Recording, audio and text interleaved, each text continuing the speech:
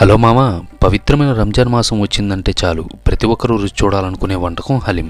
అలాంటి ఆ హలీం గురించి ఈ వీడియోలో మనం తెలుసుకోబోతున్నాం. తెలుసుకునే ముందు లైక్, షేర్, సబ్స్క్రైబ్ చేయండి బ్రో.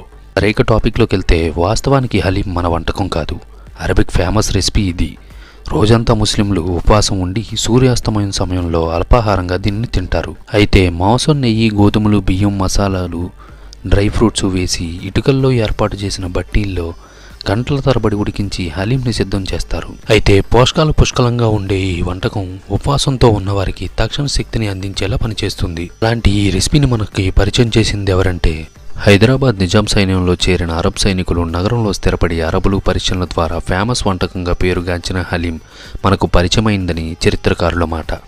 అయితే దీనికి ప్రాచుర్యం తీసుకొచ్చింది మాత్రం ఒకప్పటి దక్షిణానికి చెందిన సైఫ్ నవాజ్ అని చెప్పుకుంటారు. నిజాం నవాబుల ఆస్థానంలో ఈయన పనిచేసేవారు. అప్పుడు తాను ఏర్పాటు చేసే విందు భోజనాల్లో హలీంను వడ్డించి అతిథులకు రుచి చూపించేవారట. అలా నిజాంతో పాటు హైదరాబాదీలకు ఫేవరెట్ ఫుడ్గా మారిపోయింది.